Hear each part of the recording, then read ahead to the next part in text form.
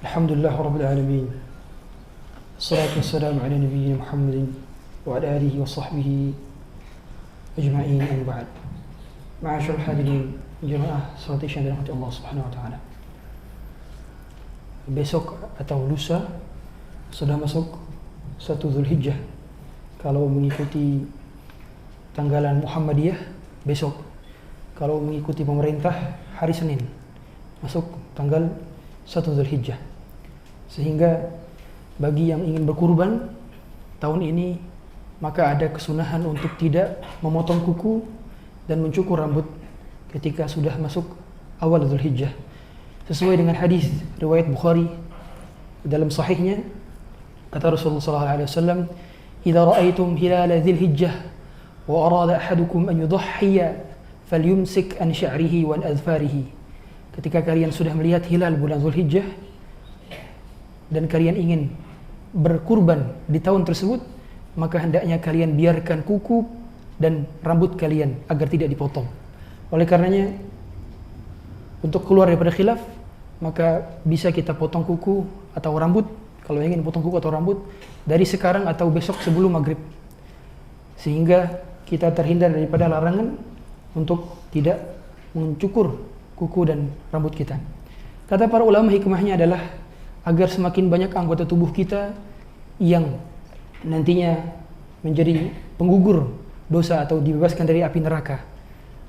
Jadi batas daripada sampai kita menahan untuk tidak dicukur adalah sampai kurban kita disembelih.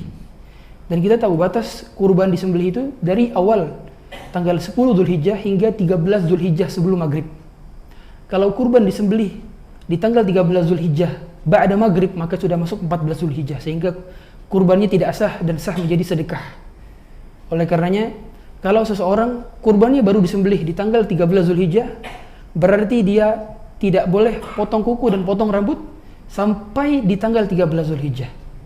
Kalau kurbannya dipotong di tanggal 10 Zulhijjah, berarti selesai, misalkan ada sholat Id langsung dipotong, berarti selesai sholat Id sudah boleh lagi untuk tidak menahannya. Jadi boleh untuk cukur dan potong kuku. Ustadz, bagaimana kalau misalkan kukunya panjang dan kepotek sendiri, sehingga kalau misalkan didiemin aja, maka itu bisa luka dan melukai anggota tubuh lain. Maka boleh untuk dipotong kalau misalkan kukunya pecah, karena itu hajat. Dan sebetulnya hukumnya adalah makruh. Sebagian ulama bilang hukumnya sampai haram. Tapi karena hadis yang datang dari Rasulullah SAW dan juga dikompromikan oleh para ulama, ini tidak dalam bentuk larangan yang tegas, sehingga hukumnya makruh. Tidak sampai makruh tahrim, tapi makruh tanzih. Tapi kita hendaknya memaksimalkan ini agar pahala kurban kita maksimal juga di tahun ini.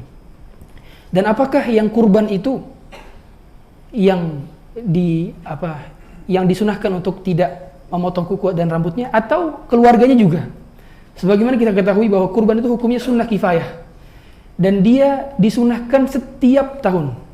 Banyak orang masih keliru, dikiranya kurban itu hanya cukup sekali seumur hidup. Tidak cukup. Kalau tahun ini kurban, maka tahun depan disunahkan kurban lagi. Tahun depan disunahkan kurban lagi. Dan hukumnya sunnah kifayah. Artinya, ketika kepala keluarga sudah berkurban, maka tidak ada kesunahan lagi bagi anggota keluarga yang menjadi tanggungan nafkah bagi dirinya. Sebagai contoh, Anda adalah kepala keluarga yang menafkahi orang tua, kemudian istri dan anak. Ketika Anda sudah berkurban di tahun ini atas nama diri Anda, maka tidak perlu lagi berkurban atas nama ibu, atas nama istri, atas nama anak, atau misalkan namanya digilir. Tahun ini namanya bapaknya, besok namanya ibunya, besok namanya anaknya, besok nama istrinya. Tidak perlu. Karena cukup dengan satu kali kepala keluarga, satu keluarga itu sudah menggugurkan kesunahan bagi anggota keluarga lainnya. Boleh gak Ustadz? Kalau misalkan semua anggota keluarga dikurbanin, boleh. Boleh, tidak masalah.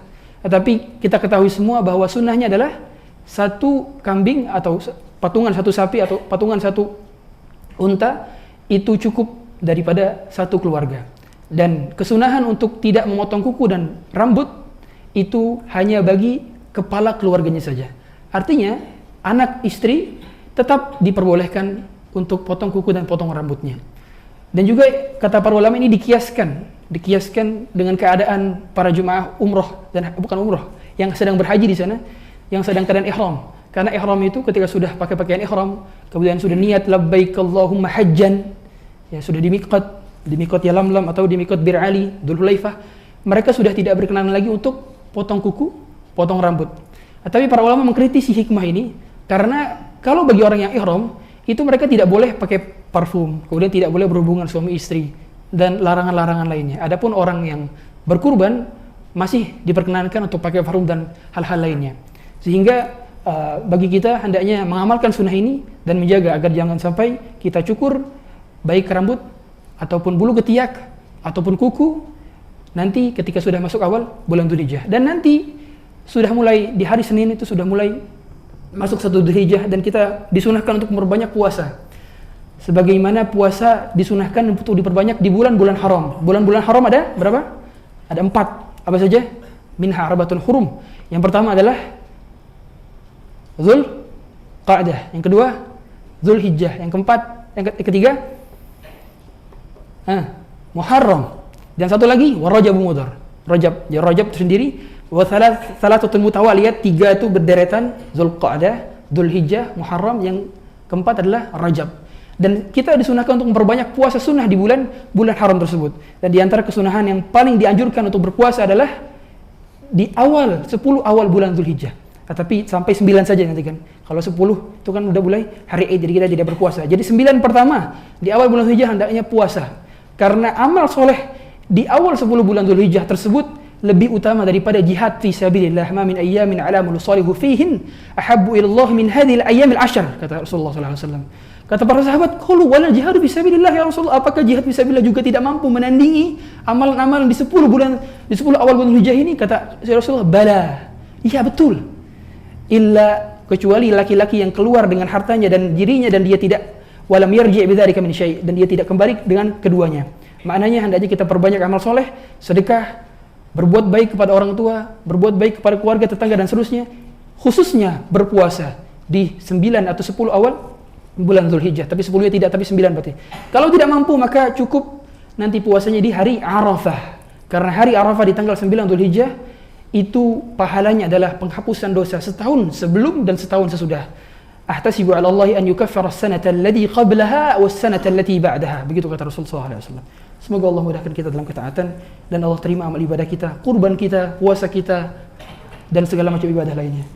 Subhanakallah wa bihamdika, asyhadu an la ilaha illa anta, astaghfiruka wa atubu ilaik. Assalamualaikum warahmatullahi wabarakatuh.